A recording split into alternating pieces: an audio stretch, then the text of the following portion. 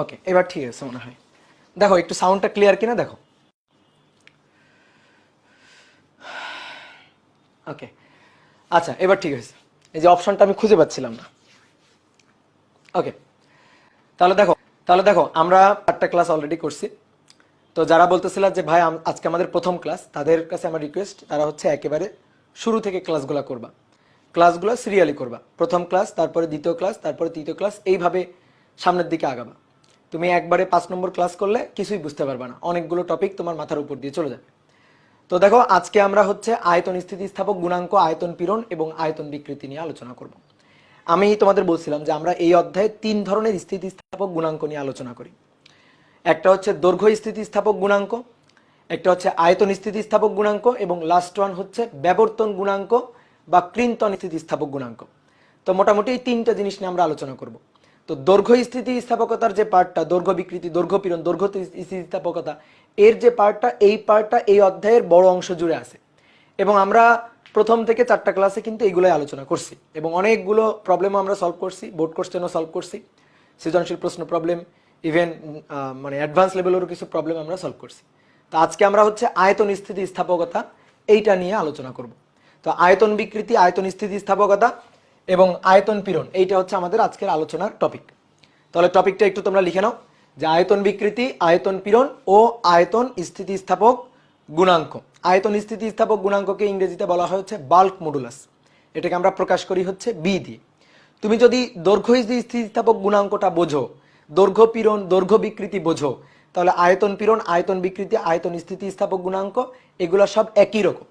তাহলে এইবার আমরা বল প্রয়োগ করে, বস্তুর উপর বল প্রয়োগ করে এর আকার আকৃতির যে পরিবর্তনটা ঘটাবো, সেই আকার আকৃতির পরিবর্তন মানে বিকৃতি হওয়া, এই ব্যাপারটাকে আমরা দেখব হচ্ছে আয়তনের ডাইমেনশন, অর্থাৎ এর বস্তুর আয়তনের পরিবর্তন হবে।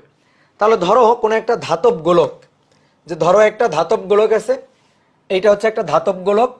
এই ধাতব গোলকটার এটা হচ্ছে আদি অবস্থা। এই আদি অবস্থায় এর আয়তনটা হচ্ছে ক্যাপিটাল লেটার ভি, এটা হচ্ছে এর আদি আয়তন। এবার আমি কি করব, এটার উপর সব দিক থেকে সমানভাবে বল প্রয়োগ করব, কারণ আমি এটার উপর সব দিক থেকে সমানভাবে বল প্রয়োগ করে আয়তনের পরিবর্তন ঘটাইতে চাই। আমি সব দিক থেকে এই যে সমানভাবে এর উপর বল বা চাপ প্রয়োগ করা শুরু করলাম। তাহলে কি হবে, এটার আয়তনের পরিবর্তন হবে, এটা কম্প্রেসড হয়ে যাবে। তাহলে এই ধাতব গোলকটা তার স্থিতিস্থাপক সীমার মধ্যে এমন চাপ বা এমন বল প্রয়োগ করব না যাতে স্থায়ীভাবে বিকৃত হয়ে যায়।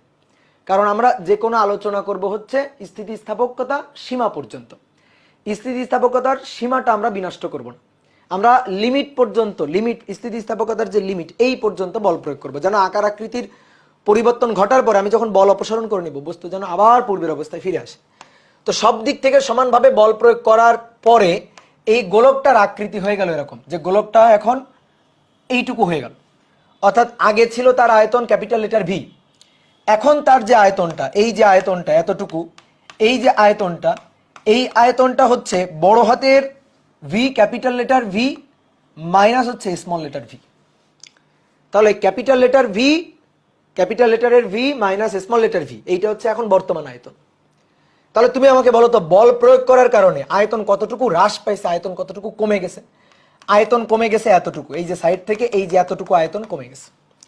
তো এই যে আয়তনটা কমে গেল, কমে যাওয়া আয়তনটা, পরিবর্তন হয়ে যাওয়া আয়তনটা, সেটাকে আমরা তাহলে কি দিয়ে প্রকাশ করছি বলো তো? এটাকে আমরা প্রকাশ করছি ছোট হাতের ভি দিয়ে। এই যে সাইড থেকে যতটুকু কমে গেল, আয়তন যতটুকু কমে গেল, সেটা হচ্ছে ছোট হাতের ভি। তাহলে বর্তমান যে আয়তন, সেটা হচ্ছে বড় হাতের ভি মাইনাস ছোট হাতের ভি। অনেকে বলতে পারে, ভাই একটা ধাতব গোলককে আপনি যেভাবে আঁকছেন, দেখেন একটা ধাতব গোলককে এতটুকু করে ফেলছেন বল প্রয়োগ করে, তাহলে আপনি বল অপসারণ করে নিলে তো ওই ধাতব গোলকটা আগের অবস্থায় ফিরে আসবে না। কথা হচ্ছে দেখো, আমি তো চিত্র আঁকানোর জন্য, তোমাকে বোঝানোর জন্য এইভাবে আঁকছি। এই যে আয়তনের পরিবর্তনটা ছোট হাতের ভি, একটা ধাতব গোলক যদি হয়, এই আয়তনের পরিবর্তনটা খুবই সামান্য, খালি চোখে পড়ার মতো না। যদি একটা ছোট্ট একটা ধাতব গোলক হয়, তাহলে বল প্রয়োগ করার কারণে আয়তনের যে স্থিতিস্থাপকতার সীমার মধ্যে আয়তনের যে এই যে পরিবর্তনটা, এটা কিন্তু খুবই সামান্য। যেমন দৈর্ঘ্যের বৃদ্ধিটা খুবই সামান্য, স্থিতিস্থাপক সীমার মধ্যে দৈর্ঘ্যের পরিবর্তনটা খুবই সামান্য, ঠিক তেমনি আয়তনের পরিবর্তনটাও কিন্তু খুবই সামান্য।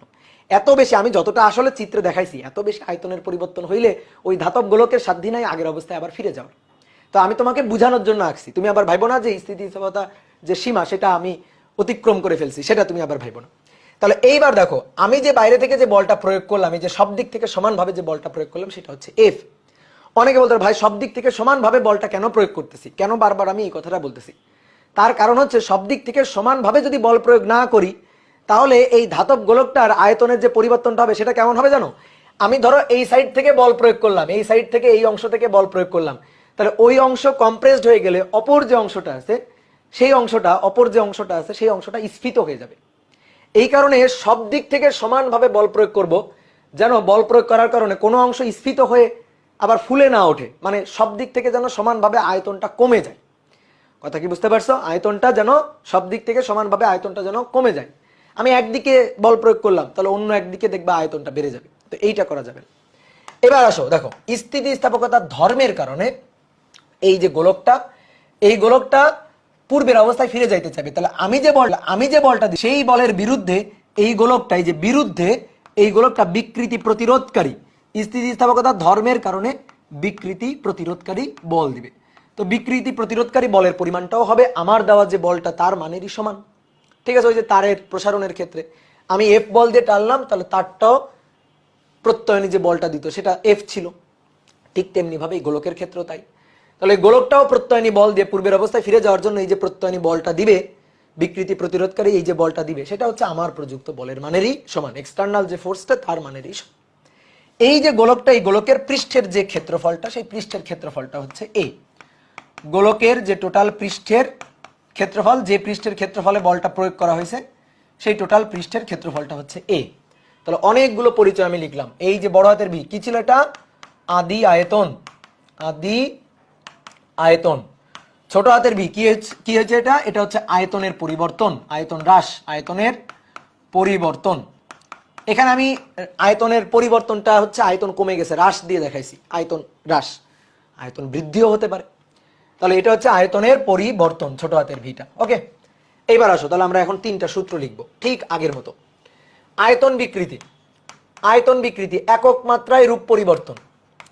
আয়তন বিকৃতি, বিকৃতির ডেফিনেশন ছিল একক মাত্রায় রূপ পরিবর্তন। বলো এই গোলকের আদি আয়তন কত? বড় হাতের ভি। আয়তন কমে গেছে কতটুকু? ছোট হাতের ভি। তাহলে বড় হাতের ভি আয়তনে আয়তন কমে যায় ছোট হাতের ভি, তাহলে একক আয়তনে আয়তন কমে যায় ছোট হাতের ভি ডিভাইডেড বাই বড় হাতের ভি, ঐকিক নিয়ম। তাহলে অতএব আয়তন বিকৃতি ছোট হাতের ভি ডিভাইডেড বাই বড় হাতের ভি, এটা হচ্ছে আয়তন বিকৃতি। আয়তন বিকৃতির কোনো একক আছে কিনা? না, কোনো একক নেই, কারণ একই রাশির অনুপাতের কোনো একক থাকে না। এবার আসো আয়তন পীড়ন। আয়তন পীড়ন, পীড়ন হচ্ছে প্রযুক্ত বল ডিভাইডেড বাই ক্ষেত্রফল। তাহলে বিকৃতি প্রতিরোধকারী বল ডিভাইডেড বাই ক্ষেত্রফল, গোলকের ক্ষেত্রফল কত? এ, আর প্রযুক্ত বলটা কত? এফ, বা এই যে বিকৃতি প্রতিরোধকারী যে বলটা সেটাও কত? এফ। তাহলে আয়তন পীড়ন হচ্ছে এফ ডিভাইডেড বাই এ। দেখো এই বলটা কিন্তু এই পৃষ্ঠের ক্ষেত্রফলের উপর লম্বভাবে কিন্তু প্রযুক্ত হচ্ছে। সব দিক থেকে সমানভাবে আমরা বল প্রয়োগ করছি, সব দিক থেকে সমানভাবে আমরা বল প্রয়োগ করছি, বল প্রয়োগ করে আয়তনের পরিবর্তন ঘটাইছি। ঠিক আছে? তাহলে এটা হচ্ছে আয়তন পীড়ন। এইবার সবচেয়ে ইম্পর্টেন্ট জিনিসটা, সেটা হচ্ছে আয়তন স্থিতিস্থাপক গুণাঙ্ক। আয়তন স্থিতিস্থাপক গুণাঙ্ক, আয়তন স্থিতিস্থাপক গুণাঙ্ক, এটাকে ইংরেজিতে যে বলা হয় বাল্ক মডুলাস, বি দিয়ে প্রকাশ করা হয়, বিইউএল কে। তো আমরা সংক্ষেপে বি দিয়ে প্রকাশ করব, আয়তন স্থিতিস্থাপক গুণাঙ্ক বি। যে কোনো স্থিতিস্থাপক গুণাঙ্ক আমাদের হুকের সূত্র অনুযায়ী পীড়ন বাই বিকৃতি। তাহলে পীড়নটা কত? এফ বাই এ। বিকৃতিটা কত? ছোট হাতের ভি ডিভাইডেড বাই বড় হাতের ভি। এইবার দেখো এই এফ ডিভাইডেড বাই এই পীড়নটাকে কিন্তু আমি প্রেসার পিও বলতে পারি, তাই না? বলো তো, এই যে গোলকের পৃষ্ঠের ক্ষেত্রফল এ, প্রযুক্ত বল এফ, তো এফ বাই এ মানে কি? এর উপর প্রযুক্ত প্রেসার। তো হয় কি, আমরা ইয়ং গুণাঙ্কের ক্ষেত্রে এফ ডিভাইডেড বাই এ রেখেই সূত্র লিখছিলাম, ভালো করে শুনো কথাটা। কিন্তু আয়তন স্থিতিস্থাপক গুণাঙ্কের ক্ষেত্রে এফ ডিভাইডেড বাই এটা আমি রাখবো না। রাখতে তুমি পারো, রাখলে যে কোনো সমস্যা হবে তা না, রাখতে তুমি পারো, কিন্তু আমরা এটা রাখবো না। কারণ আয়তন স্থিতিস্থাপক গুণাঙ্কের যত ধরনের ম্যাথ দেওয়া থাকবে, ম্যাক্সিমাম ম্যাথের ক্ষেত্রে চাপের মানটা দেওয়া থাকে। কারণ আয়তন স্থিতিস্থাপক গুণাঙ্ক এইটা আমরা এই আয়তন স্থিতিস্থাপক গুণাঙ্কের এই ব্যাপারটা আমরা আলোচনা করি তরল পদার্থের ক্ষেত্রে, গ্যাসীয় পদার্থের ক্ষেত্রে আমরা বেশিরভাগ আলোচনা করি। যেমন তরল পদার্থ, গ্যাসীয় পদার্থ, মনে করো তরলের উপর প্রযুক্ত বা গ্যাসের উপর প্রযুক্ত চাপ বলি, আমরা কিন্তু বল বলি না। ধরো একটা সিলিন্ডারে গ্যাস রাখা আছে, তো সিলিন্ডার পিস্টন যুক্ত সিলিন্ডার, পিস্টন ধরে এভাবে চাপ দেওয়া হইলো, কত বল প্রযুক্ত করা হলো এটা কিন্তু বলা থাকে না। সিলিন্ডারে গ্যাসের উপর প্রযুক্ত চাপ কত এটা বলা থাকে, প্রেসার বলা থাকে। তাহলে ম্যাক্সিমাম সময় আমরা দেখতে পাই কি আয়তন স্থিতিস্থাপক গুণাঙ্কের যে ম্যাথগুলা দেওয়া আছে সেখানে ম্যাক্সিমাম সময় মানে 95% ক্ষেত্রে দেখা যাচ্ছে যে চাপ বলে দেওয়া আছে। তাহলে আমরা সূত্রটাকেও তাহলে ওই এফ ডিভাইডেড বাই এ কে একবারে তাহলে চাপ পি হিসাবেই লিখি। তাহলে এফ ডিভাইডেড বাই এ এটাকে আমরা পি হিসাবে লিখবো। তাহলে কি দাঁড়ায় দেখো তো সূত্রটা, বি ইকুয়াল টু পি বড় হাতের ভি লাফ দিয়ে চলে গেল উপরে, আর নিচে হচ্ছে ছোট হাতের ভি। তাহলে এইটাই হচ্ছে আমাদের আয়তন স্থিতিস্থাপকতার গুণাঙ্কের সূত্র, বাল্ক মডুলাসের সূত্র। তাহলে এই সূত্রটা আমাদের লাগবে। আমরা ইয়ং গুণাঙ্কের সূত্র শিখছি, এখন আমরা বাল্ক মডুলাস অর্থাৎ আয়তন স্থিতিস্থাপক গুণাঙ্কের সূত্রটাও শিখলাম। এবার শোনো, তোমাকে যদি জিজ্ঞেস করা হয় বলো বাল্ক মডুলাস বি কি মিন করে, এটা কি মিন করে, বাল্ক মডুলাস এটা কি মিন করে, বলো তো দেখি এটা কি মিন করে। ইয়ং গুণাঙ্ক কি মিন করে বলো, ইয়ং গুণাঙ্ক কি মিন করে, তাহলে তুমি বুঝবা যে বাল্ক মডুলাসটাও কি মিন করে। ইয়ং গুণাঙ্কের মান যত বেশি তার আকার আকৃতির পরিবর্তন ঘটানো তত বেশি কঠিন, সে তত বেশি স্থিতিস্থাপক। ঠিক একইভাবে বাল্ক মডুলাস আয়তন স্থিতিস্থাপক গুণাঙ্ক, যে কোনো স্থিতিস্থাপক গুণাঙ্কের মান যত বেশি সে তত বেশি স্থিতিস্থাপক, তার আকার আকৃতি আয়তনের পরিবর্তন ঘটানো তত বেশি কঠিন। তাহলে বি এর মান যত বেশি, ছোট্ট করে লিখে রাখি, বি এর মান যত বেশি তত বেশি স্থিতিস্থাপক, তত বেশি স্থিতিস্থাপক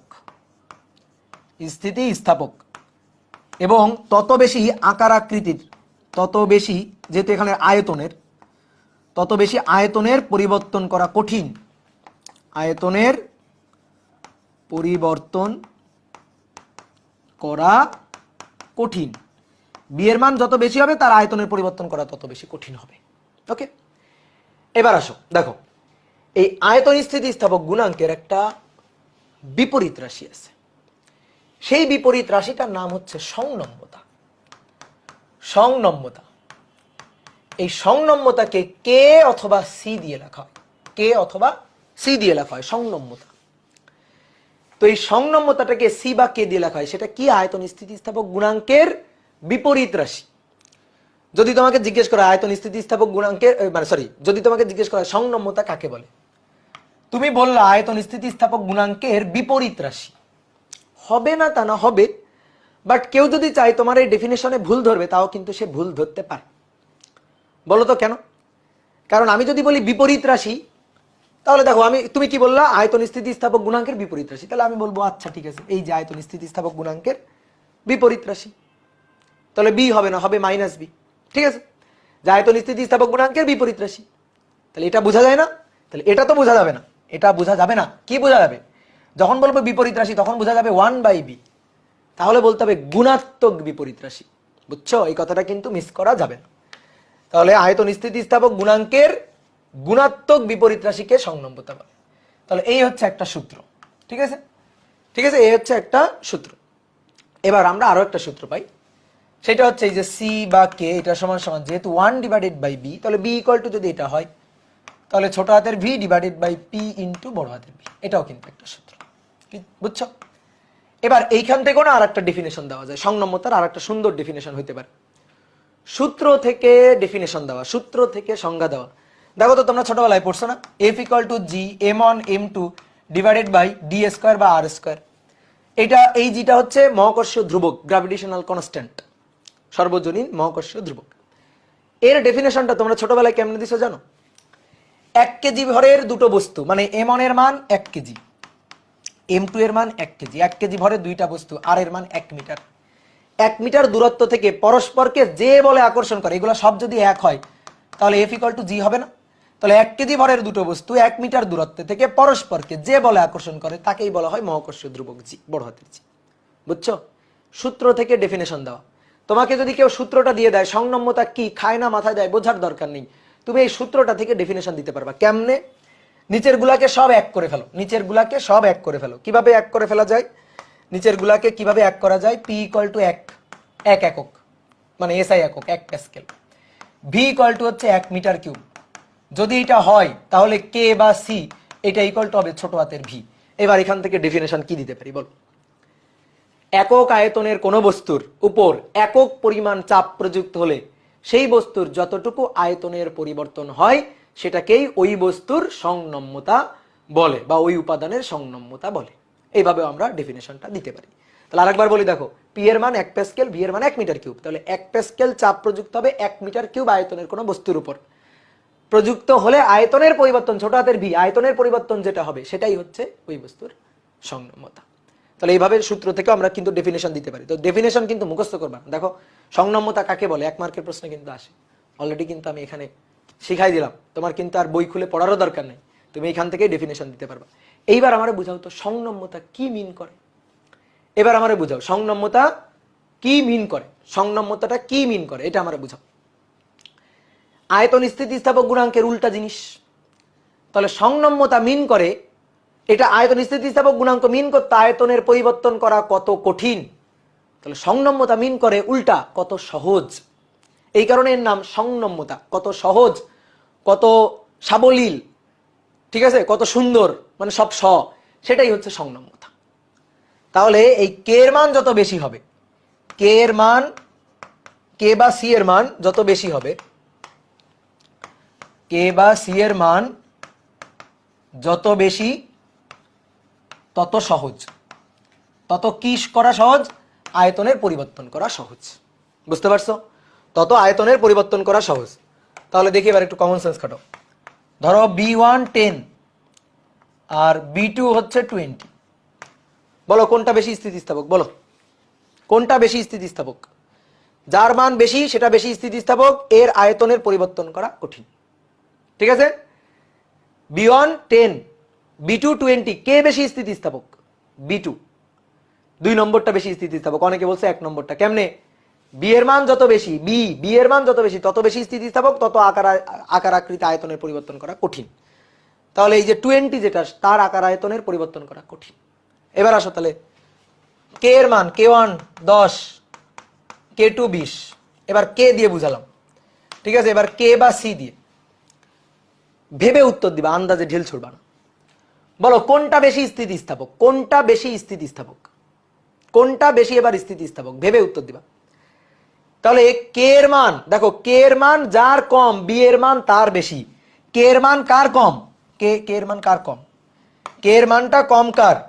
উপরেরটার কে এর মান কম, উপরেরটার কে এর মান কম। তাহলে এর বি এর মান বেশি, বি এর মান বেশি, বি বেশি, এবং যার বি বেশি সে বেশি স্থিতিস্থাপক।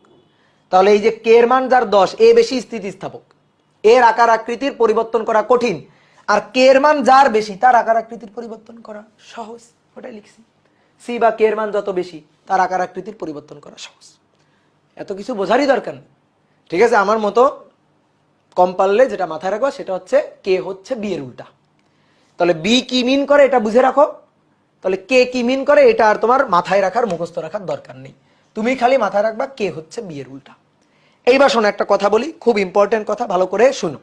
তোমাদের যে কনফিউশন, তোমরা বিভিন্ন জায়গায় গিয়ে চিল্লাপাল্লা করে বেড়াও, কনফিউশনটা দূর হয়ে যাবে, ভালো করে শুনবা।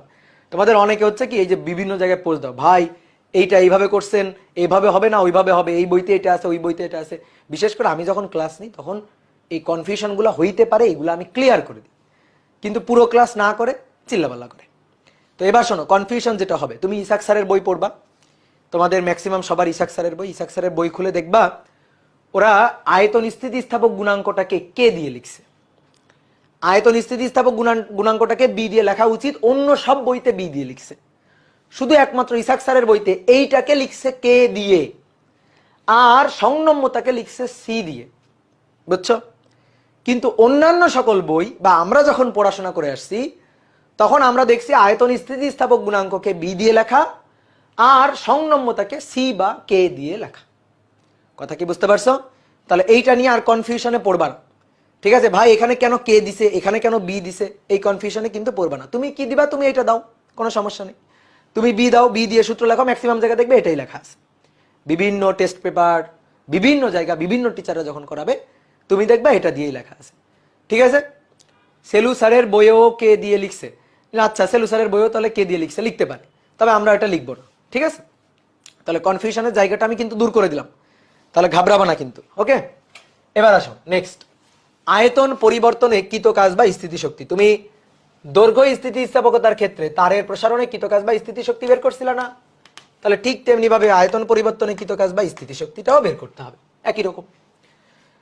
তাহলে এই হচ্ছে একটা গোলক, এই গোলকের আয়তন পরিবর্তনে, আয়তন পরিবর্তন হয়ে গোলকটা এখন দেখতে এতটুকু, আয়তন পরিবর্তন হয়ে গোলকটা এখন দেখতে ধরো এতটুকু। আমি বেশ ভালোই আয়তনের পরিবর্তন দেখাইছি, আমি ডেরিভেশন করবো তো এই কারণে বোঝানোর জন্য বেশ ভালোই আয়তনের পরিবর্তনটা দেখাইছি। তাহলে ক্যাপিটাল লেটার ভি হচ্ছে তার আদি আয়তন। আয়তন যতটুকু হ্রাস পাইল, আয়তন হ্রাস পাইল যতটুকু, টোটাল আয়তন হ্রাস ছোট হাতের ভি।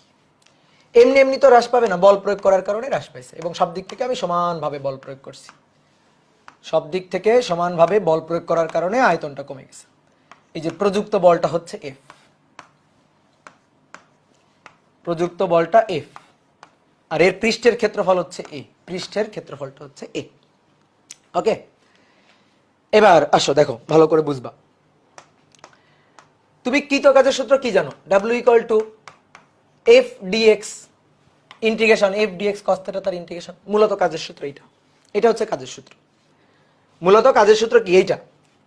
এবার খুবই ক্ষুদ্র কৃতকাজ যখন আমরা বের করি, যে ডি ডাব্লিউ ইন্টিগ্রেশন যখন করি, তাহলে W equal to F DX, ধরো cos theta cos zero, F DX, এই এফ ডিএক্স হচ্ছে ডি ডাব্লিউ আর কি। এই যে D W equal to F DX, বোঝো তো, এফ ডিএক্স, তাই তো? ধরো মধ্যবর্তী কোণ 0 ডিগ্রি, কস জিরো। এইবার শোনো খুব মনোযোগ দিয়ে, বল প্রয়োগে কাজ হইলে হ্যাঁ আমরা এটা লিখি, কিন্তু যখন বল প্রয়োগের কারণে চাপ চলে আসবে, চাপ, প্রেসার, পি, তখন এই সূত্রটাকে মডিফাই করে, বিশেষ করে তুমি যখন দেখবা আয়তনের পরিবর্তন হচ্ছে, আয়তনের পরিবর্তন হচ্ছে, তখন এই সূত্রটা পাল্টে গিয়ে হয়ে যাবে পি ডিভি, ডিডাব্লিউ ইকুয়াল টু হয়ে যাবে পি ডিভি। পি কি? চাপ।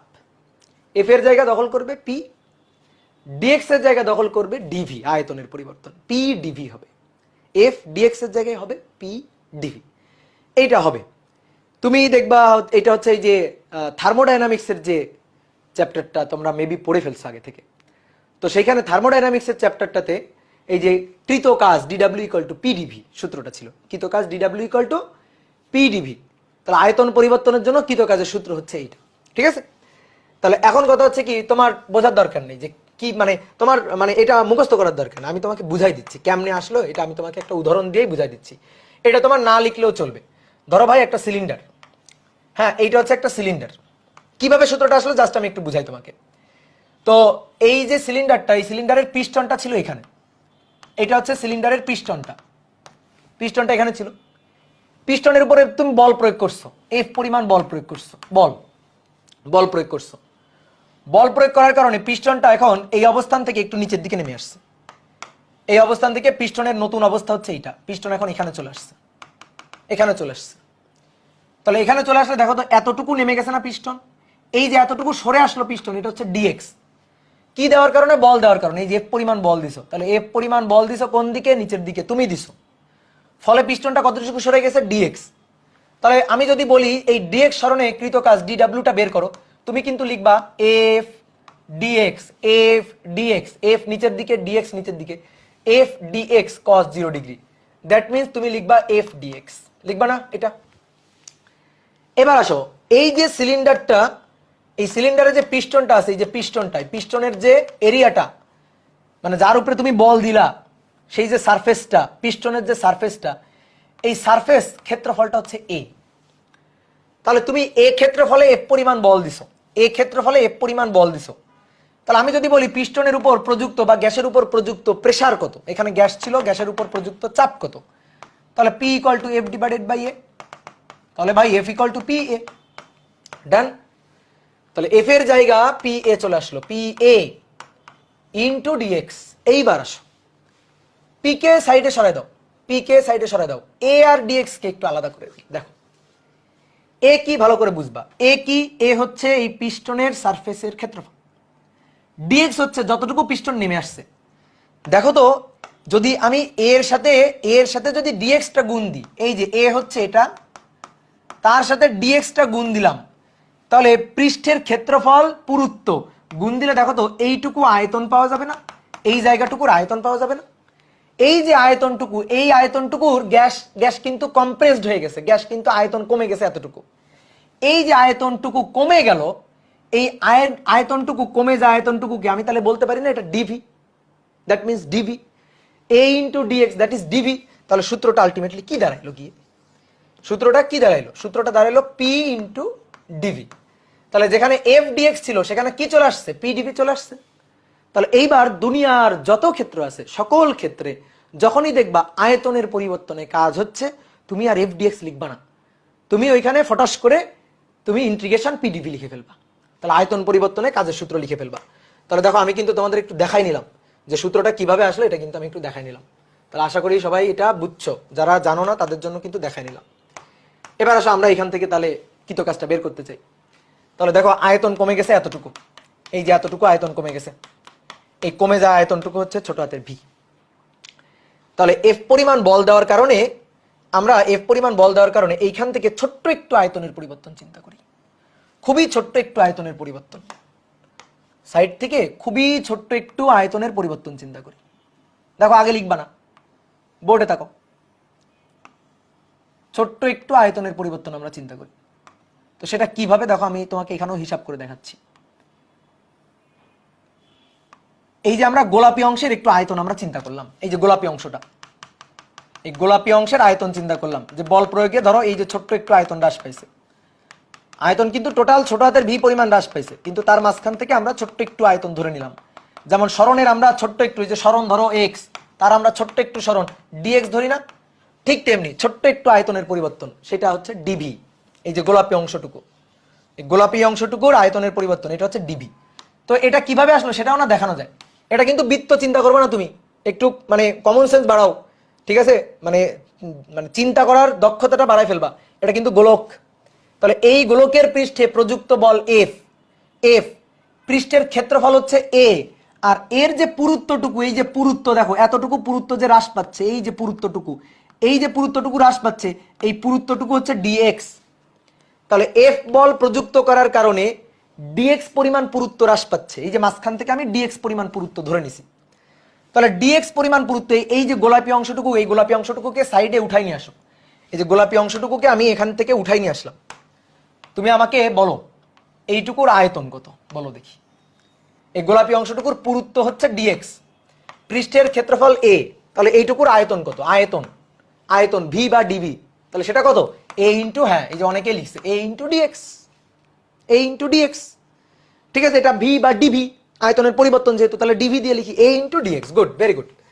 তাহলে আমরা বলতে পারি না এই যে গোলাপি অংশটুকু খুবই ক্ষুদ্র, ডিএক্স পুরুত্বের, ডিএক্স পুরুত্বের জন্য, ডিএক্স পুরুত্বের জন্য কাজ DW, that is F DX, আর ওই F equal to P into A, আর এ ডিএক্স মানে একটু আগে আমি তোমাকে দেখালাম পিডিপি, মানে এখানেও আমি দেখালাম।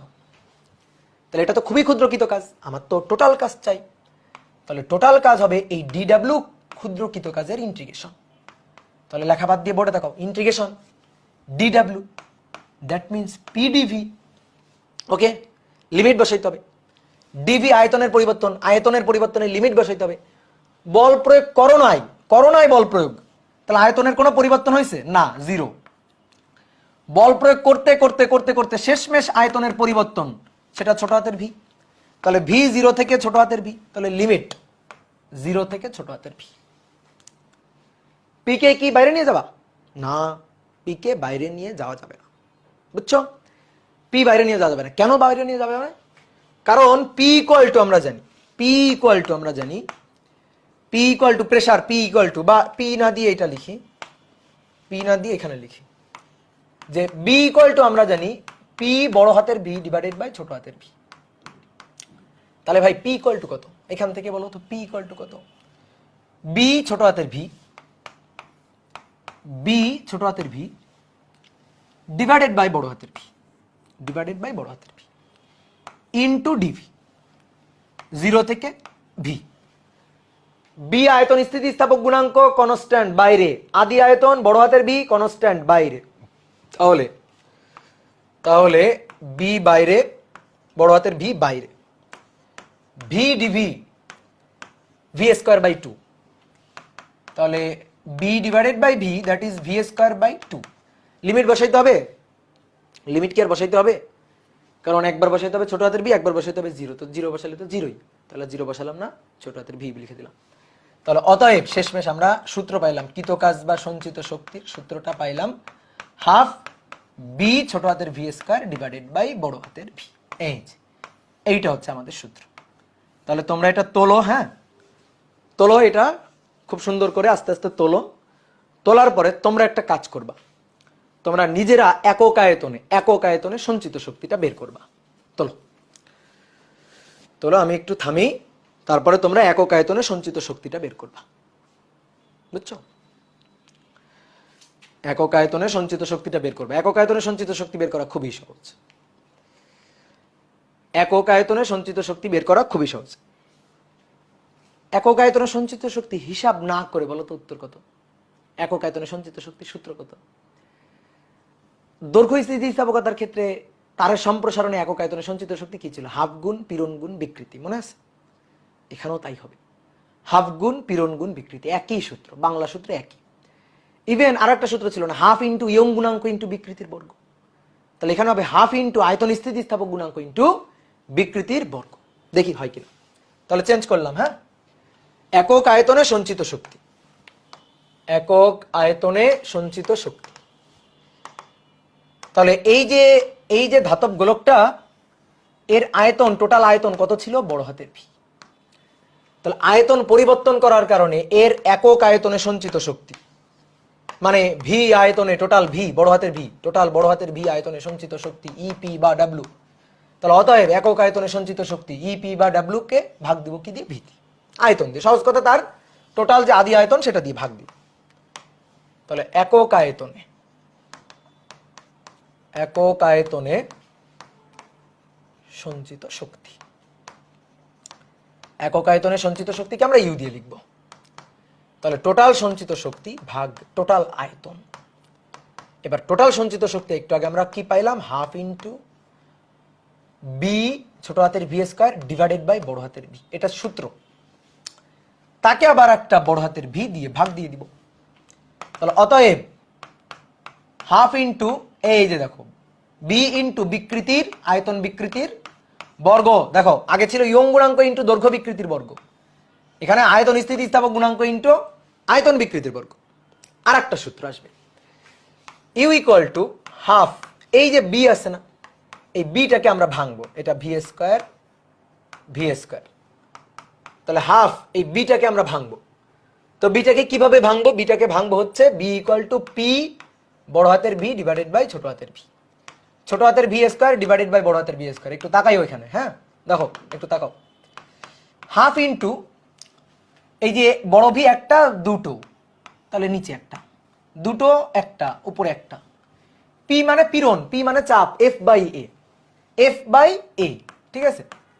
তাহলে দেখো তো বাংলায় বললে সূত্রটা সেই পুরনো সূত্র না, হাফ গুণ পীড়ন গুণ বিকৃতি, হাফ গুণ পীড়ন গুণ বিকৃতি। কি বিকৃতি? আয়তন বিকৃতি। তাহলে এইটা হচ্ছে একক আয়তনে সঞ্চিত শক্তি বা একক আয়তন স্থিতি শক্তির আরো একটা সূত্র। মূল কথা হাফ গুণ পীড়ন গুণ বিকৃতি, সহজ কথা। তাহলে মোটামুটি আমাদের সূত্র কিন্তু হয়ে গেল, ডেরিভেশন কিন্তু শেষ। তাহলে এবার আসো আমরা আয়তন স্থিতিস্থাপক গুণাঙ্কের বা আয়তন বিকৃতি আয়তন পীড়নের যত ধরনের ম্যাথ হয় এক এক করে করে ফেলি। ম্যাথ করা এবার কোনো ব্যাপার না, ম্যাথ করা হচ্ছে রেডিমেড সূত্রের ব্যবহার, ঠিক আছে? তাহলে চলো দেখি, তাহলে দাও 1 নম্বর দাও, 1 নম্বর দিয়ে লিখো যে স্বাভাবিক চাপে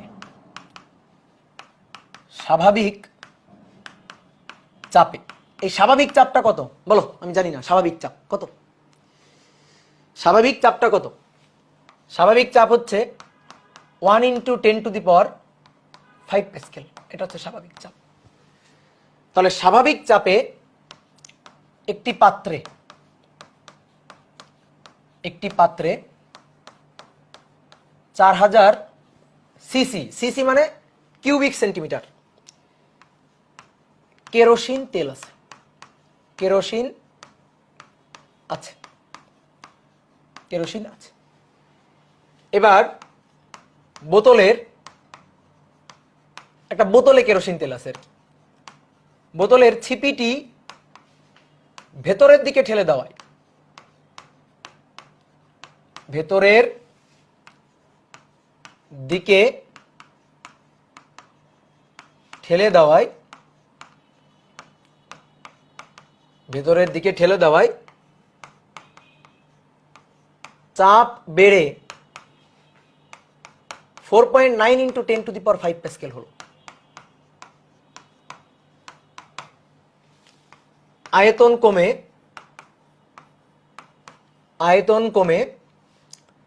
3999 সিসি হলো, 3999 সিসি হলো। এবার বলা হচ্ছে তাহলে আয়তন স্থিতিস্থাপক গুণাঙ্ক বাল্ক মডুলাস বি এর মানটা নির্ণয় করো।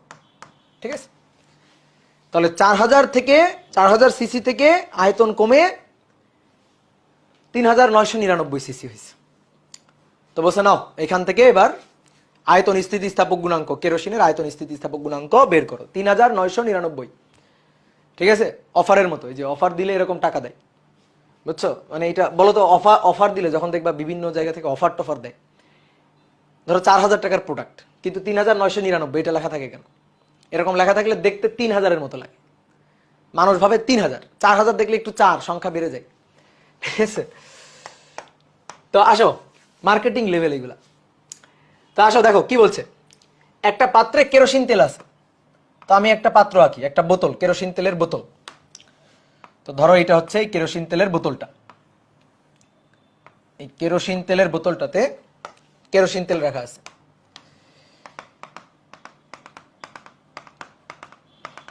কতটুকু কেরোসিন রাখা ছিল?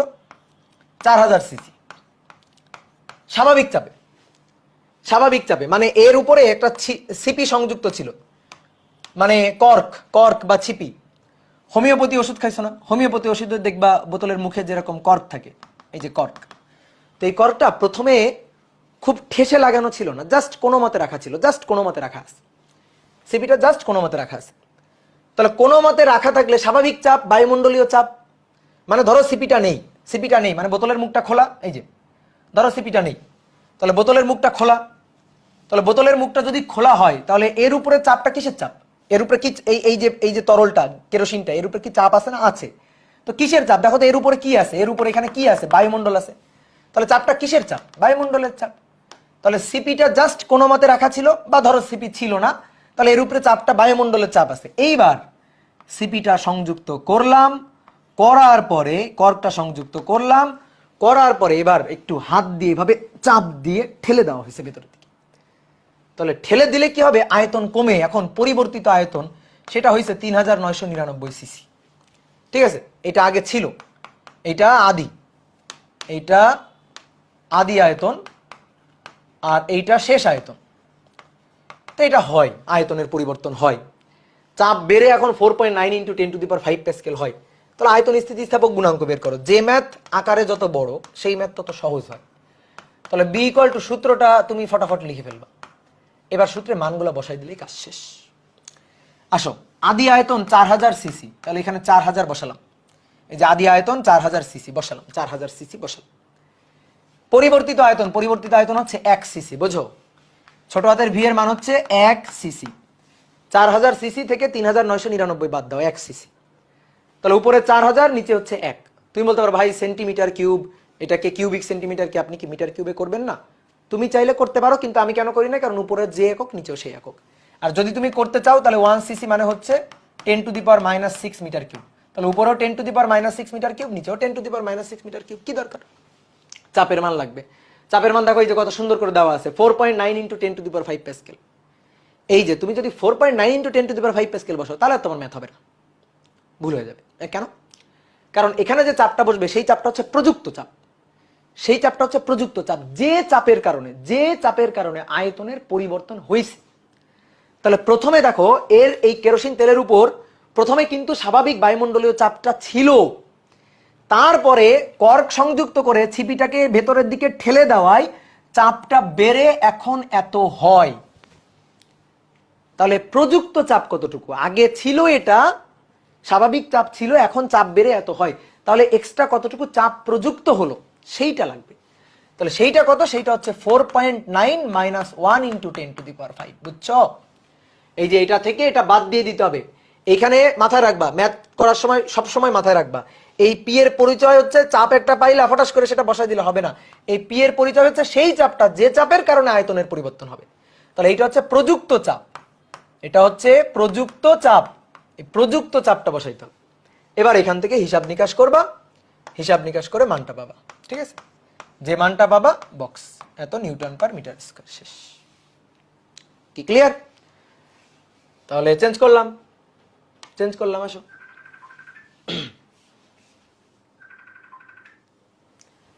এবার আসো 2 নম্বর, 2 নম্বর ম্যাথটা। 2 নম্বর বলা হচ্ছে একটি ধাতব গোলককে, একটি ধাতব গোলককে সমুদ্রের 2 কিলোমিটার গভীরতায় নিয়ে গেলে, গভীরতায় নিয়ে গেলে 2 কিলোমিটার গভীরতায় নিয়ে গেলে আয়তন 0.12% হ্রাস পায়, পানির, সমুদ্রের পৃষ্ঠের পানির, সমুদ্রের পানির গড় ঘনত্ব। কেন গড় ঘনত্ব বলতেছি? তার কারণটা হচ্ছে, দেখো কোন হ্রদ বা সমুদ্রের পানির ঘনত্ব কিন্তু সব জায়গায় সমান হয় না। পানির উপরের সারফেসে পানির ঘনত্বটা যেমন হবে সমুদ্রের, যত নিচের দিকে যাবা ঘনত্ব কিন্তু চেঞ্জ হইতে থাকবে, ঘনত্বটা কিন্তু একই থাকবে না। ঠিক আছে, যত গভীরতায় যাবা ঘনত্ব ততই কিন্তু পরিবর্তন হবে। তো এই কারণে আমি বলছি মোটামুটি ধরো গড় ঘনত্ব। তো পানির গড় ঘনত্ব এটা বলতেছে 1020 এত কেজি পার মিটার কিউব, এটা হচ্ছে গড় ঘনত্ব, এটা দেওয়া আছে। তো এখন বলা হচ্ছে তাহলে ধাতব গোলকের আয়তন স্থিতিস্থাপক গুণাঙ্ক ও সংনম্যতা। আয়তন স্থিতিস্থাপক, সংক্ষেপে লিখি আয়তন গুণাঙ্ক, আয়তন গুণাঙ্ক ও সংনম্যতা নির্ণয় করো। তোমার সংনম্যতা নির্ণয় করতে হবে না, তুমি আয়তন স্থিতিস্থাপক গুণাঙ্ক নির্ণয় করো, সংনম্যতা আয়তন স্থিতিস্থাপক গুণাঙ্কের ইনভার্স, উল্টা করে দিলে হয়ে যাবে। তো এটা খুব সুন্দর একটা ম্যাথ, যে একটা ধাতব গোলককে সমুদ্রের 2 কিলোমিটার গভীরে নিয়ে যাওয়া হয়েছে, সমুদ্রের পানি 2 কিলোমিটার গভীরে। তাহলে ধরো এইটা হচ্ছে সমুদ্র, এটা উপরের পৃষ্ঠ, আর এইটা হচ্ছে তল পৃষ্ঠ, নিচের পৃষ্ঠ। আর এই যে গভীরতাটা, এই গভীরতাটা হচ্ছে 2 কিলোমিটার, এই গভীরতাটা, এই গভীরতাটা 2 কিলোমিটার, এই হচ্ছে 2 কিলোমিটার গভীরতাটা। তাহলে একটা ধাতব গোলককে আমি কোত্থেকে কোথায় নিয়ে গেছি? পৃষ্ঠ থেকে। এই যে পৃষ্ঠের এখানে ছিল, এইটা এখানে চলে গেছে, তো আয়তন একটু হ্রাস পাইছে, আয়তন কমে গেছে। এখানে ধাতব গোলকটা ছিল এতটুকু, এখানে ধাতব গোলকটা এতটুকু হয়ে গেছে, দেখে বোঝা যাচ্ছে যে আয়তন একটু কমে গেছে। তো আয়তন কতটুকু কমে যায়? 0.12% আয়তন কমে যায়। আর পানির গড় ঘনত্ব বলে দেওয়া আছে, আয়তন গুণাঙ্ক বের করতে বলছে। তাহলে আমি আগে সূত্রটা একটু লিখি না। বি ইকুয়াল টু পি বড় হাতের ভি ডিভাইডেড বাই ছোট হাতের ভি। এই যে নিচে গেলে কেন আয়তনটা কমছে? কারণ চাপ বেড়ে গেছে। যে যতই তুমি নিচে যাবা, যতই তুমি সমুদ্রের গভীরতায় যাবা, তত কিন্তু চাপ বাড়বে। কারণ তরলের চাপ, তোমরা ছোটবেলায় পড়ছিলা তরলের চাপ, এই স্রোজি। তুমি দেখো এই যে ধাতব গোলকটা যখন পৃষ্ঠে আছে তখন এর উপরে কোনো পানি নেই, তাহলে এর উপর কোনো পানির চাপ নেই, পানির তরলের চাপ নেই। কিন্তু যখন নিচের দিকে যাবে, এই ধাতব গোলকের উপরে দেখো পানির স্তর বাড়তেছে, পানির পরিমাণ, পানির হাইট বাড়তেছে। যত গভীরতায় যাবে হাইট তত বাড়বে। আর হাইট যদি বাড়ে তাহলে তরলের চাপ, মনে আছে ছোটবেলায় শিখছিলাম এইচ রো জি, তাহলে সেইটা কিন্তু বাড়তে থাকবে। তাহলে যত গভীরতায় যাবে তত এইচ রো জি অর্থাৎ চাপটা বাড়তে থাকবে। আর চাপ বাড়তে থাকলে এটার আয়তন কমতে থাকবে। এই যে তোমরা মাঝে একটা নিউজ দেখছো না, ওই যে টাইটানিকের ধ্বংসাবশেষ দেখতে গিয়ে, টাইটান একটা হচ্ছে যে সাবমেরিন, সেটা সমুদ্রের নিচে গিয়ে হচ্ছে ধ্বংস হয়ে গেছে। তো নিচে গিয়ে কেন এটা ধ্বংস হয়ে গেছে, কেন এটা ভেঙে চুরে গেছে? নিচে কি ঘটনা ঘটছে? নিচে এত গভীরে গেছে যেন চাপ এত বেশি, ওই সাবমেরিন ওই চাপটাকে সহ্য করতে পারে নাই, তখন ওইটা সাবমেরিনটা ভেঙে গেছে, ফেটে গেছে। তো এটাই হচ্ছে কথা, যে চাপ যত গভীরতে যাবে চাপ তত বেশি হবে। ঠিক আছে, তোমার মনে করো যে অনেক সময় ডুবুরিরা বেশি গভীরতা সাঁতার কাটতে পারে না কেন? এই যে 2 মার্কের প্রশ্ন কিন্তু আসে। ডুবুরিরা বেশি গভীরতায় সাঁতার কাটতে পারে না, তার কারণ হচ্ছে চাপের কারণে। যত গভীরে যাবে তত কিন্তু চাপ বাড়বে। তো মনে করো যে এক একটা গভীরতায় চাপের পরিমাণ অনেক, মানে যত গভীরতায় যাবে চাপের পরিমাণ তত বেশি। ধরো যে কোনো একজন ব্যক্তির উপরে যদি একটা হাতি দাঁড়ায়, হাতি, তাহলে হাতির যে পরিমাণ চাপ হবে সমুদ্রে, মনে করো যে অনেক অনেক অনেক গভীরতায় সেই পরিমাণ চাপের সমান চাপ হবে। তাহলে চিন্তা করো, তোমার উপরে যদি একটা মানে পিঠের উপর যদি একটা হাতির পা পড়ে, তাহলে কি অবস্থা তোমার হবে? হাড্ডি গুড্ডি থাকবে? তো ঠিক তেমনি তাহলে তরলের চাপও, মানে পানি দেখতে যতটা সহজ মনে হয়, পানি আসলে ততটা, তরল আসলে ততটা সহজ না। ঠিক আছে, যতটা নরম, যতটা সহজ মনে হয় ততটা সহজ না। তাহলে ক্ষেত্রগুলা বুঝতে হবে। তো যাই হোক, আমরা অন্যদিকে চলে গেলাম। তো যত গভীরে যাবে তত চাপটা বাড়বে। তা আমার এই চাপের মানটা এখানে বসাইতে হবে, আয়তনের পরিবর্তনটা বসাইতে হবে। আয়তনের পরিবর্তনটা তোমার দেওয়া আছে, আয়তনের পরিবর্তনটা তোমার বলা আছে যে ছোট হাতের ভি যতটুকু আয়তন হ্রাস পায় সেটা হচ্ছে বড় হাতের ভি এর আদি আয়তন। এই যে এখানে যেটা ছিল সেটা বড় হাতের ভি, তাহলে বড় হাতের ভি এর 0.12%। তার মানে 0.12% মানে 0.0012। তাহলে দেখো ছোট হাতের ভি ডিভাইডেড বাই বড় হাতের ভি, এটা হচ্ছে 0.0012। তাহলে ছোট হাতের ভি ডিভাইডেড বাই বড় হাতের ভি এর মান আমি পাইলাম, বুঝছো? এই যে এটা পি, এই যে ছোট হাতের ভি ডিভাইডেড বাই বড় হাতের ভি, তো এটার মান আমি পাইলাম। বা এটাও করা যায়, এটাও করা যায়, এত জটিল করার দরকার নাই, এত জটিল করার দরকার নেই। আমরা এভাবে লিখতে পারি, এভাবে লিখতে পারি, যেটা বড় হাতের ভি আর ছোট হাতের ভিটা হচ্ছে 0.0012 বড় হাতের ভি। তাহলে বড় হাতের ভি কাটাকাটি। ওকে, পি এর মানটা বসাইতে হবে। এই পি নিয়ে হচ্ছে কাহিনী, যে পি এর মানটা কিভাবে বসাবো। দেখো ভালো করে বুঝবা, এবার আমি যেটা লিখি ভালো করে দেখো। যখন ধাতব গোলকটা এখানে ছিল, এর উপরে কি কোনো চাপ নাই? আছে। কোন চাপ? এর উপর কি আছে? কি আছে? এটা কি? বায়ুমণ্ডল। তাহলে এটার উপর চাপটা হচ্ছে শুধু পি, অ্যাটমসফেরিক প্রেসার, বায়ুমণ্ডলের চাপ। কিন্তু যখন এখানে গেছে তখন কি? তখন এর উপরে এইচ গভীরতার পানি আছে, এইচ গভীরতার তরল আছে, তার উপরে আবার বায়ুমণ্ডলও আছে। তাহলে একে কতটুকু চাপ সহ্য করতে হচ্ছে জানো? বায়ুমণ্ডলের চাপটা সহ্য করতে হচ্ছে, প্লাস আবার তরলের চাপ এসে অ্যাড হয়েছে। তাহলে এখানে শুধু পি অ্যাটমসফেরিক প্রেসার, বুঝছো? এটা যে এই গোলকের উপরে কোনো পানি নেই, কি আছে? বায়ুমণ্ডল, বায়ুমণ্ডলের চাপ। কিন্তু এই গোলকের উপর প্রথমে আছে পানি, তারপরে আছে বায়ুমণ্ডল। তাহলে পানির চাপ, বায়ুমণ্ডলের চাপ। তাহলে বলো তো প্রযুক্ত চাপটা কত? প্রযুক্ত চাপটা কত? প্রযুক্ত এক্সট্রা চাপটা কত? সেটা কি PATM plus H rho G? না, PATM plus H rho G minus PATM, that means H rho G, H rho G. তাহলে এবার মানগুলো বসাই দাও। এইচ এর মানটা হচ্ছে কত? এইচ এর মানটা কই? 2 কিলোমিটার, তাহলে 2000 রো। রো হচ্ছে এই যে গড় ঘনত্ব 1020, জি এর মান 9.8 ডিভাইডেড বাই 0.0012। তাহলে এখান থেকে আয়তন স্থিতিস্থাপক গুণাঙ্ক আসবে, দেখবা কত আসবে, আমি আর হিসাব করে দিচ্ছি না। হ্যাঁ, তাহলে এটা বি হিসাব করবা। এবার চাইছে সি, সংনম্যতা। তাহলে বি হিসাব করার পর এটারে উল্টাই দিবা, 1 ডিভাইডেড বাই বি। বি এর একক হচ্ছে নিউটন পার মিটার স্কয়ার, আর সি এর যে এককটা হবে, সি এর যে এককটা হবে সেটা হবে পার নিউটন মিটার স্কয়ার। ঠিক আছে?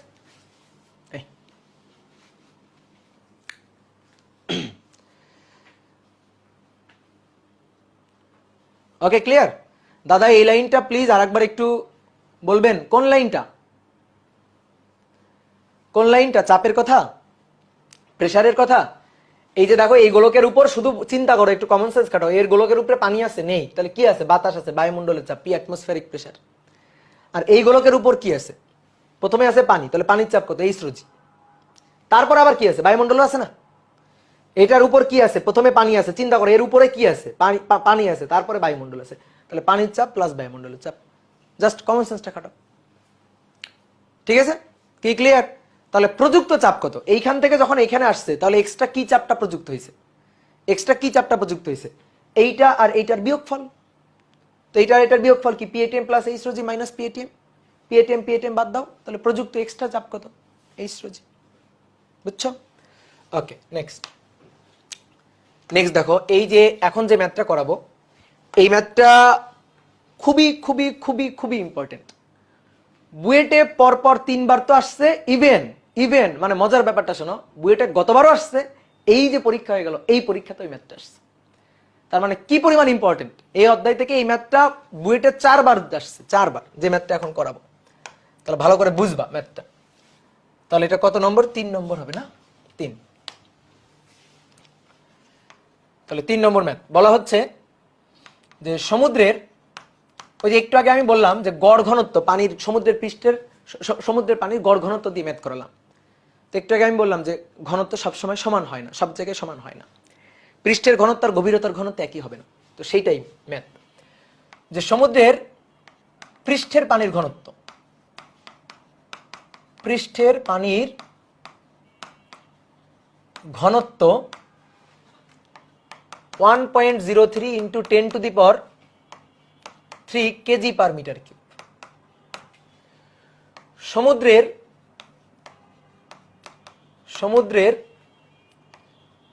80 ATM চাপ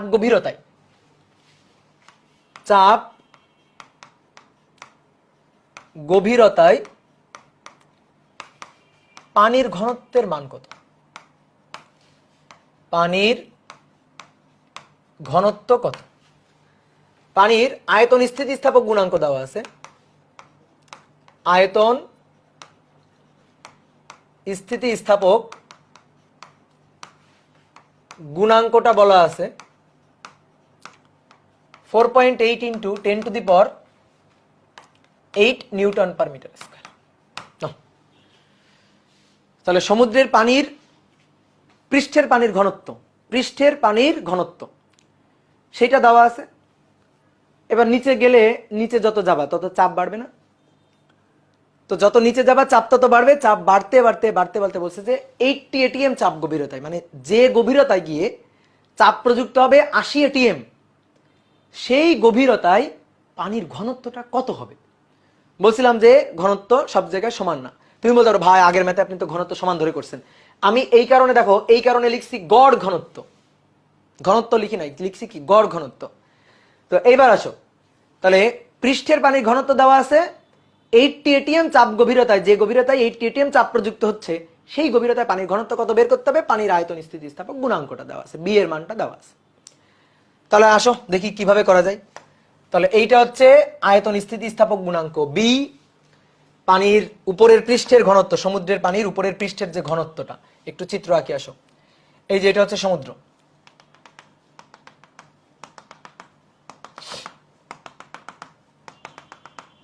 দেখো উপরের পৃষ্ঠের পানির ঘনত্ব এইখানে, এটাকে ρ1 বললাম, ρ1 1.03 into 10⁻³ KG per metre cube.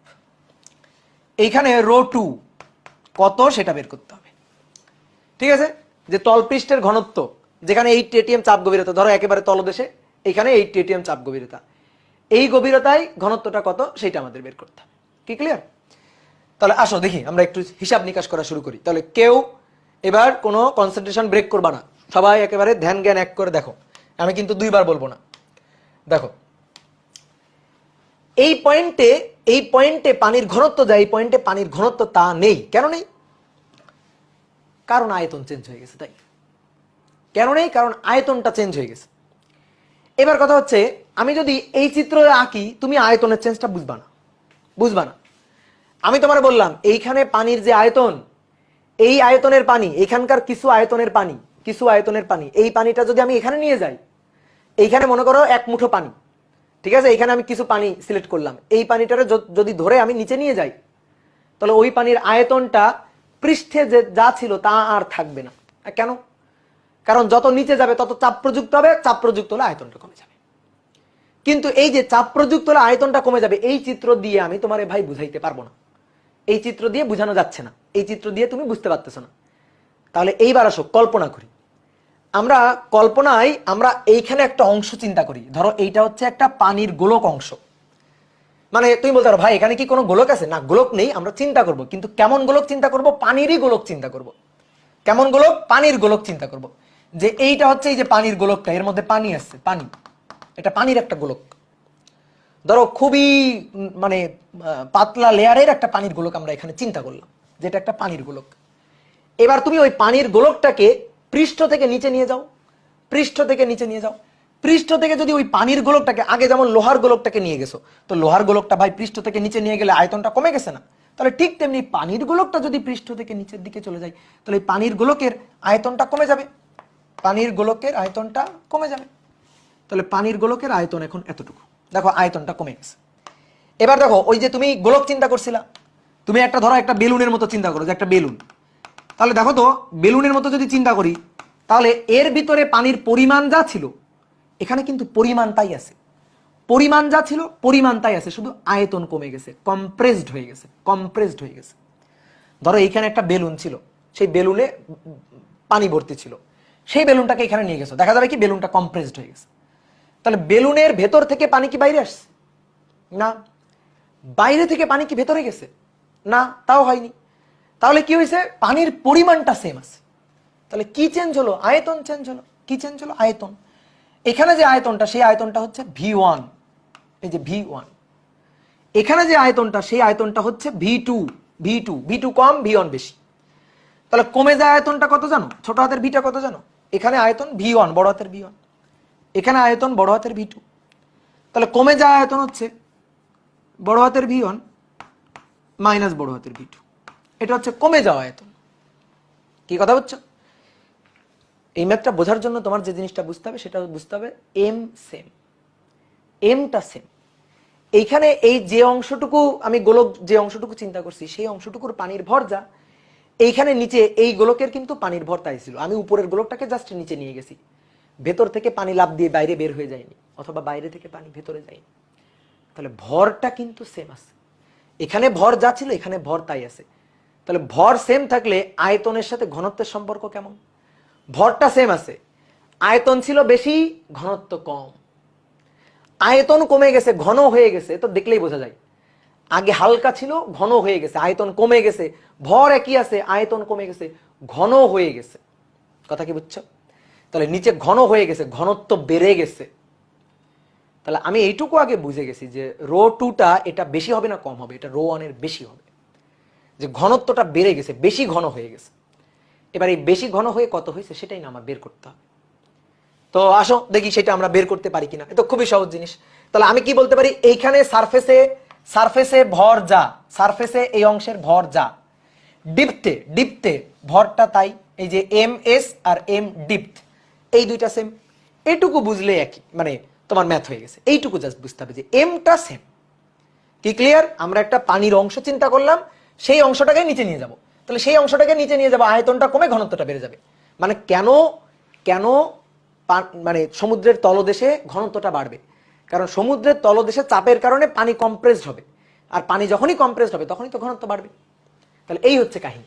তো ম্যাথ শেষ, এবার হিসাব নিকাশ। M equal to ρ V.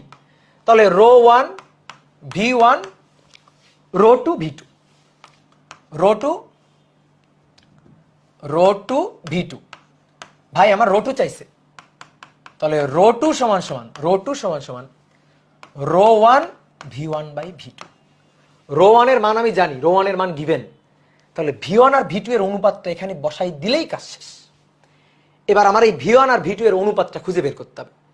তো দেখি আমি V1 আর V2 এর অনুপাতটা পাই কিনা। দেখো আগে লিখো না কিন্তু, ঠিক আছে? আগে লিখো না। আমি V1 আর V2 এর অনুপাতটা খুঁজতে চাচ্ছি, তো খুঁজতে আমি এখানে আসলাম, দেখি পাই কিনা। যে আমরা জানি B ইকুয়াল টু P বড় V ডিভাইডেড বাই ছোট v।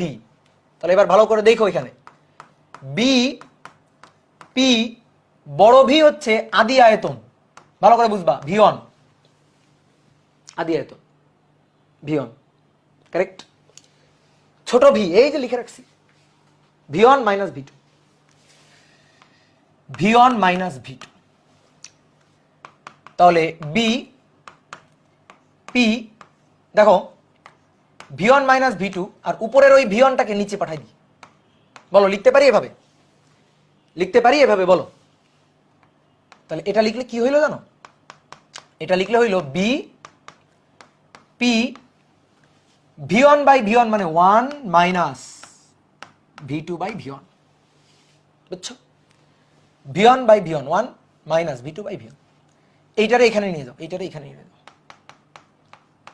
1 minus V2 by V1 P by B। এবার V2 বাই V1 এইটাই আমার দরকার। দেখো আমার V1 V2 দরকার, তাহলে আমি এইটাকে ওই পাশে নিয়ে যাই। তাহলে 1 মাইনাস P বাই B এটা সমান সমান V2 বাই V1। দেখো হিসাব, এবার যোগ বিয়োগ করো, হিসাব নিকাশ। যোগ বিয়োগ করে এবার যোগ বিয়োগ করলে নিচে হচ্ছে বি, উপরে B minus P, V2 by V1। কিন্তু ভাই আমার তো লাগবে V1 বাই V2, তাহলে অতএব V1 বাই V2 এটা সমান সমান B divided by B minus P। বুঝছো? এইবার ওই B divided by B minus P এনে বসাই দাও এখানে। তাহলে rho 1 B divided by B minus P এই বসাই দিলাম। তাহলে অতএব রো 2, এই যে রো 2টা বের করতে হবে। এবার আসো রো 1, রো 1 এর মান 1.03 into 10 to the power 3, B এর মান 4.8 into 10 to the power 8, B এর মান 4.8 into 10 to the power 8 minus P, P চাপ, এই যে প্রেসার, এইটাই হচ্ছে প্রেসার। পি 80 এটিএম লিখবা না কেউ, দেখো বোর্ডে দেখো পি হচ্ছে 80 এটিএম। তো এটিএম এককে রাখলে তো ভাই চলবে না, এসআই এককে নিতে হবে। তাহলে 80 গুণ 1 এটিএম মানে 1.01 ইন্টু 10 টু দি পাওয়ার 5। বুঝছো? 1.01 into 10 to the power 5, 1.01 into 10 to the power 5। তাহলে এইখান থেকে এবার হিসাব করবা। তাহলে তোমরা তোলো আর আমি একটু ম্যাথটা হিসাব করি। তোলো, নাও, হয়ে গেছে ম্যাথ শেষ। 3 পরপর বুয়েট আসছে মোট 4 বার। চিন্তা করতে পারো কত ইম্পর্টেন্ট এটা। -10 এর জন্য না আসে।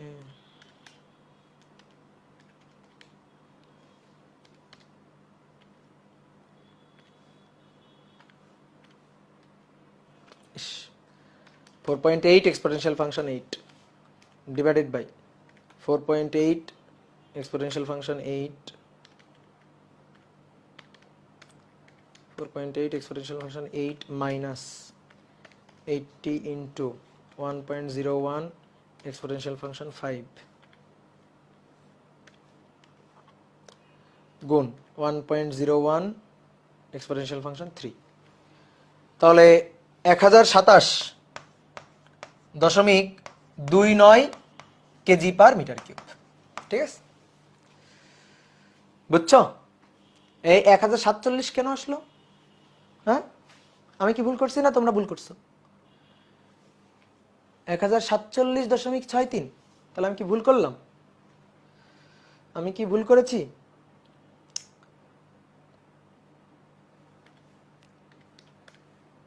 দেখি,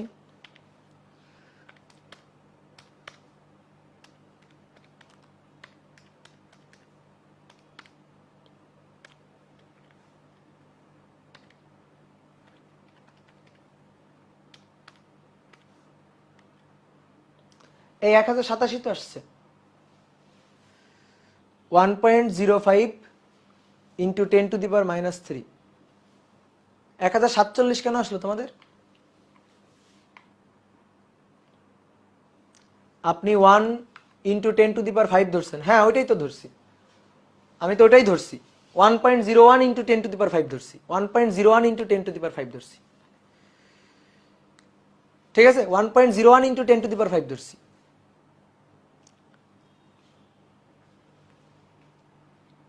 আচ্ছা, যা আসবে তাই, আমি বক্স করে রেখে দিই, যা আসবে তাই। ঠিক আছে, কোনো সমস্যা নেই। এত কেজি পার মিটার কিউব, এই যে সুন্দর অ্যান্সার, কোনো দ্বিমত নেই আর। ও আচ্ছা, তোমরা ওই যে 101.325, আচ্ছা পুরোটা ধরে নিছো। আচ্ছা আচ্ছা আচ্ছা, বুঝতে পারছি। ওকে, আচ্ছা হবে, সমস্যা নেই, ওটা ধরলে তো ভালো, ধরো, সমস্যা নেই। তাহলে বুঝতে পারছো ম্যাথটা? বুঝতে পারছো? এইবার শোনো, এইবার একটু চালাকি বলি। এই ম্যাথটা ধরো আসছে, এভাবে করতে পারলে তো ভালো, এভাবে করতে পারলে তো খুবই ভালো, কিন্তু তারপরে একটু চালাকি করতে পারো। সেই চালাকিটা হচ্ছে তুমি একবারে এই ম্যাথের জন্য একটা সূত্র ব্যবহার করতে পারো, একবারে এই ম্যাথের জন্য একটা সূত্র ব্যবহার করতে পারো। কি সূত্র? এই যে এই সূত্রটা, এই যে এই লাইনটাকে একবারে সূত্র হিসেবে ব্যবহার করতে পারো, শর্টকাট, শর্টকাট। ঠিক আছে, তাহলে আর তোমার অনেক কষ্ট করা লাগবে না, একবারে এই লাইনটাকে শর্টকাট হিসেবে ব্যবহার করতে পারো। যে রো 2 হবে এই ম্যাথের ক্ষেত্রে, যেহেতু এই ম্যাথ অনেকবার আসে, তাহলে এই ম্যাথের ক্ষেত্রে একটা শর্টকাট আমরা এই লাইনটা বানাই ফেলতে পারি, যে রো 2 হবে rho 1 into B divided by B minus B. কি ক্লিয়ার? তুমি চাইলে একবার এটাকে শর্টকাট হিসাবে ব্যবহার করতে পারো। তাহলে এটা একটা সুবিধা আছে যে শর্টকাট হিসাবে ব্যবহার করতে পারি এই সূত্রটাকে। ঠিক আছে, শর্টকাট হিসাবে ব্যবহার করলে হবে কিনা, হবে। ঠিক আছে, একটু চিত্রটিত্র আঁকাই দিও, একটু শর্টকাট হিসাবে ব্যবহার করো, জায়গাটা যতটুকু জায়গা ফাঁকা থাকবে একটু ভরে দিবা, জায়গাটাকে পূর্ণ করে দিবা, তাহলেই হয়ে যাবে। ওকে, চলো দেখি আর একটা ম্যাথ আমরা একটু করি। আমাদের এটাতে বলছে 4 নম্বর, এটাতে বলছে যে পারদের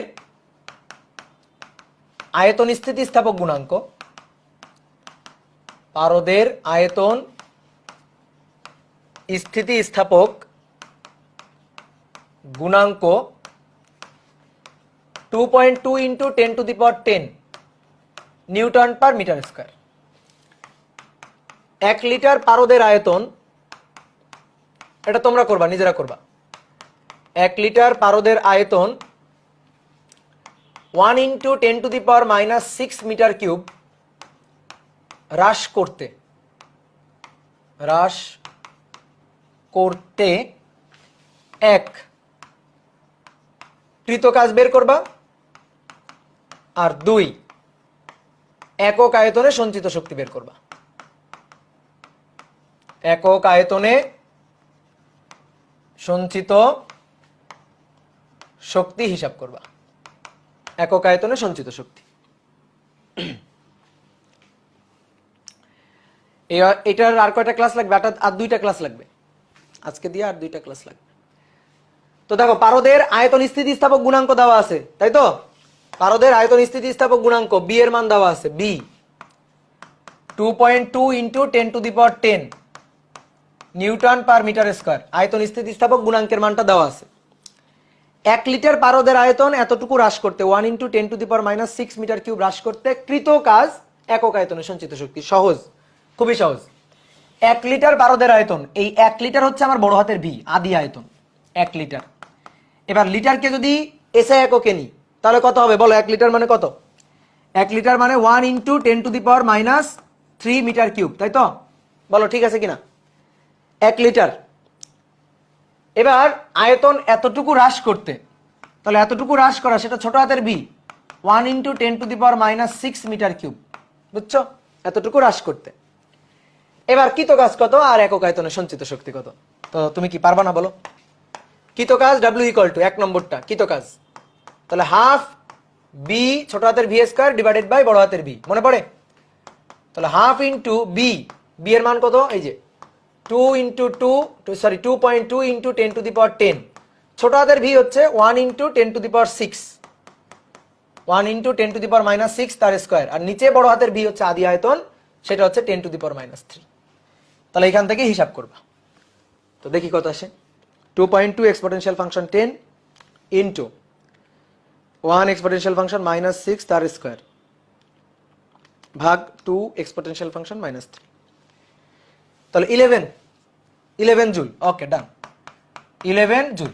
ওকে, এবার একক আয়তনে সঞ্চিত শক্তি চাইছে, জাস্ট রেডিমেড ম্যাথ, এগুলোকে বলা হয় রেডিমেড ম্যাথ, মানে সূত্র খাটাইলে যে ম্যাথ হয়ে যায় তাকে বলে রেডিমেড ম্যাথ।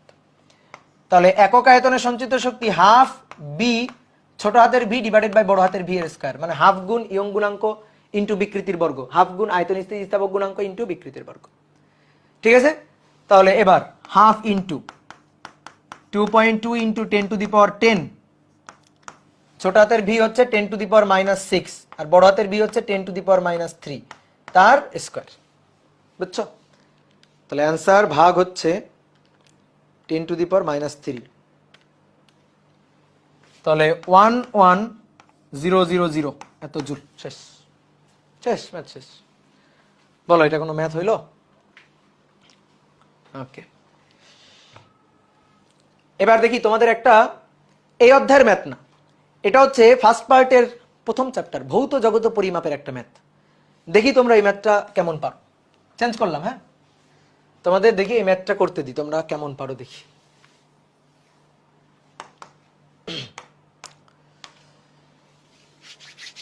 বলা হচ্ছে যে একটি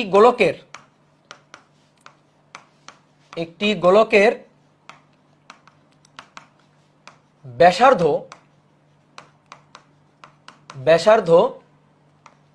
0.03% পরিবর্তন হলে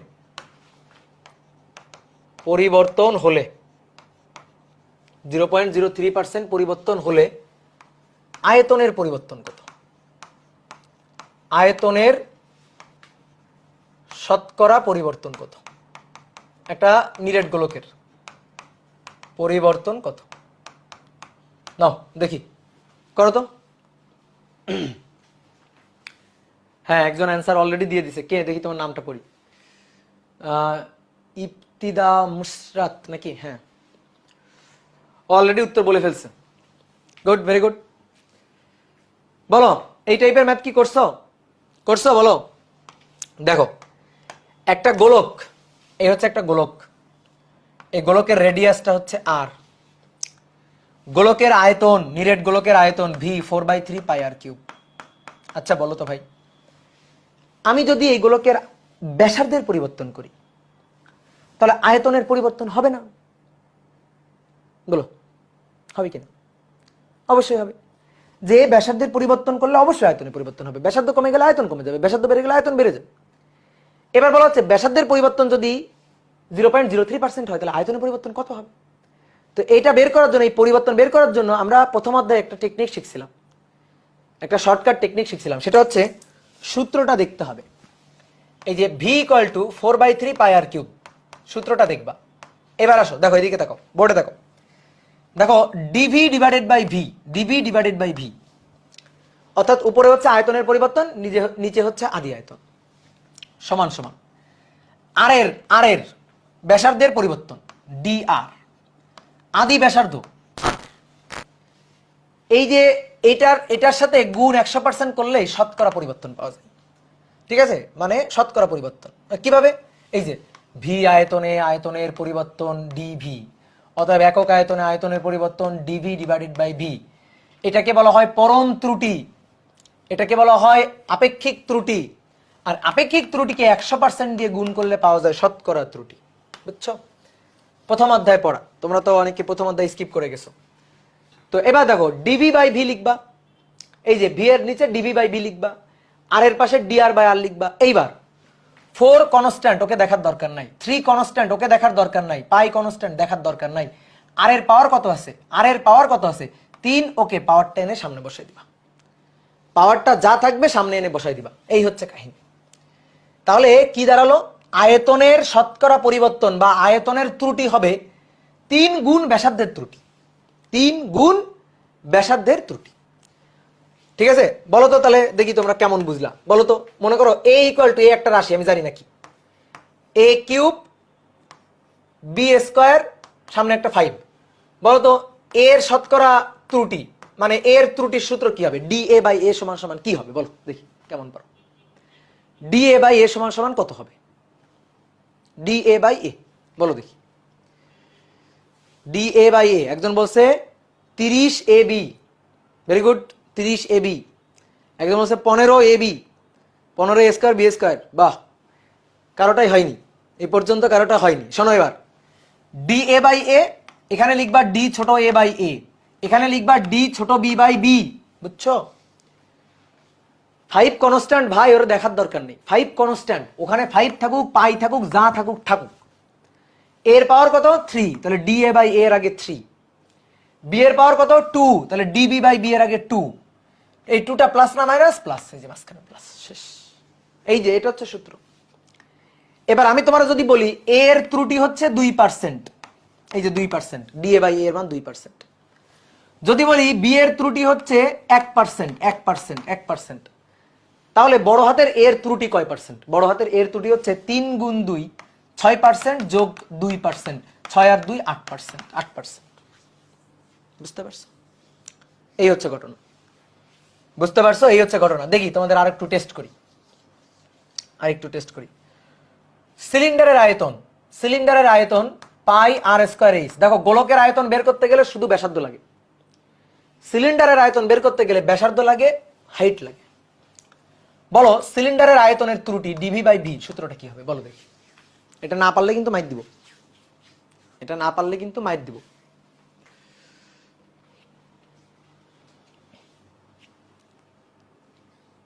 বলো কত হবে? টু আগে আগে এটা লিখি, D R by R pi constant, ওরে আমার দেখার দরকার নেই। D H by H, H এর পাওয়ার 1 সামনে 1 সামনে 1, আর এর পাওয়ার 2 সামনে 2, শেষ। তাহলে 2 dr by R plus dh by H. তাহলে আমি যদি বলি ব্যাসার্ধের ত্রুটি, মুখে মুখে ম্যাথ করবা, ব্যাসার্ধের ত্রুটি 3%, হাইটের ত্রুটি 1%, 1%। তাহলে বলো ওই সিলিন্ডারের আয়তনের ত্রুটি কত? ওই সিলিন্ডারের আয়তনের ত্রুটি কত? তাহলে 3 দুগুণে 6, তার সাথে 1 যোগ 7%। বুঝছো? বুঝতে পারছো? এটা হচ্ছে ত্রুটি বের করার সূত্র। তাহলে এখানে আসো, এই যে DB by V DR by R, R এর পাওয়ার কত? 3। 4 কে আমার দেখার দরকার নেই, পাই কে আমার দেখার দরকার নেই, 3 কে আমার দেখার দরকার নেই, এটা তো কনস্ট্যান্ট, ওটাকে আমার দেখার কোনো দরকার নেই। তাহলে আমার দরকার এইটা, এই লাইনটা দরকার। তাহলে অতএব এই যে ডিবি বাই ভি চাওয়া হয়েছে, তাহলে 3 ইন্টু ডিআর বাই আর, ব্যাসার্ধের ত্রুটি হচ্ছে এই যে, এটাই হচ্ছে ডিআর বাই আর, এটা ডিআর বাই আর এর মানটা দেওয়া আছে। তাহলে 0.03%। তাহলে এবার এর সাথে গুণ দাও, তাহলে 3 গুণ 3 কত? 9। তাহলে 0.09%। বুঝছো? 3 3 9, এইটা। তাহলে তোমরা কিন্তু অনেকে ভুল অ্যান্সার দিয়ে ফেলছিল। এটা তো বুঝছো, এটা তো বুঝছো সবাই, ঠিক তো? ক্লিয়ার? ক্লিয়ার। আসো এবার আসলে মূল ম্যাথটা করবো আমরা। এটা তো আসলে আমি তোমাকে একটা থিওরি আগে বুঝাই নিলাম একটু, কারণ তোমাদের অবস্থা তো দেখলাম অনেকে পারতা না এটা। 5 নম্বর বলা হচ্ছে একটি গোলকের উপর, একটি গোলকের উপর 5 into 10 to the power 6 Pascal চাপ প্রযুক্ত হলে, চাপ প্রযুক্ত হলে এর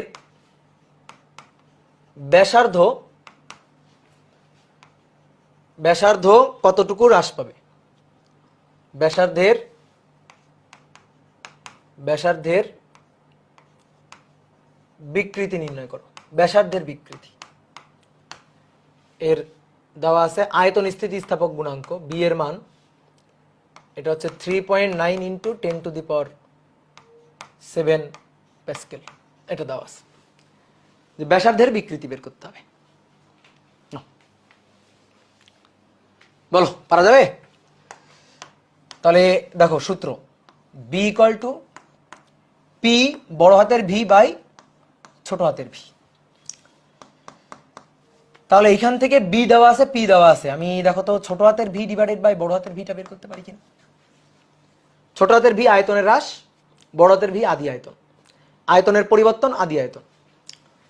তাহলে পি, এটা B,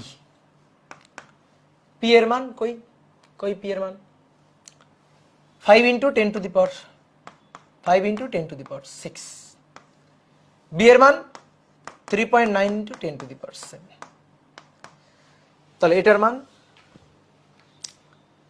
5 exponential function 6 divided by 3.9 exponential function 7। তাহলে এটার মান আসলো 0.1282। এটা বলো এটা কার ত্রুটি? কার ত্রুটি এটা? এটা কার ত্রুটি বা কার বিকৃতি, কার পরিবর্তন? আয়তনের, ভলিউম আয়তনের, কিন্তু তা তো চাই নাই। বুঝতে পারছো? আমি তোমাকে ইশারা দিয়ে দিছি, বুদ্ধিমানের জন্য ইশারা যথেষ্ট। বলো এটা তোমাদের পারা উচিত। এই যে ছোট হাতের ভি ডিভাইডেড বাই বড় হাতের ভি, ছোট হাতের ভি মানেই তো আসলে ডিভি, ডিভি। এটা কত দেওয়া আছে? এটা দেওয়া আছে 0.1282। তাহলে চা হয়েছে কি? ডিআর বাই আর। কার? কার? কিসের? গোলকের, গোলকের। বুঝতে পারছো? তাহলে গোলকের ভি 4/3 পাই আর কিউব। তাহলে গোলকের ক্ষেত্রে একটু আগেই তো আমি লিখলাম ডিবি বাই ভি সমান সমান 4/3 পাই কনস্ট্যান্ট, ওগুলো তোমার দেখার দরকার নেই। আর এর ঘাড়ে পাওয়ার আছে 3, নামাই নিয়ে আসো, ডিআর বাই আর। তাহলে এখান থেকে এবার ডিবি বাই ভি এর মানটা 0.1282 3 ইন্টু ডিআর বাই আর। তাহলে অতএব ডিআর বাই আর এর মানটা হবে অ্যান্সার ভাগ 3। তাহলে 0.04 0427, এইটা হচ্ছে ব্যাসার্ধের ত্রুটি, বুঝছো? ব্যাসার্ধের পরিবর্তন, ব্যাসার্ধের বিকৃতি। যদি বলতো শতকরা মান নির্ণয় করো, শতকরা মান যদি বলতো, শতকরা ব্যাসার্ধ হ্রাস, ওকে, কোনো ব্যাপার না। ডিআর বাই আর গুণ 100%, তাহলে ডিআর বাই আর অর্থাৎ 0.0427 গুণ 100%, বুঝছো? ক্লিয়ার? গুণ 100%, তাহলে 4.27%, 4.2735 এত পার্সেন্ট। এই যে শতকরা যদি চাইতো। তো দেখো আয়তন স্থিতিস্থাপক গুণাঙ্কের ABCD যা আছে জেড পর্যন্ত সবই করে দিলাম আজকে। তাহলে আয়তন স্থিতিস্থাপক গুণাঙ্ক শেষ।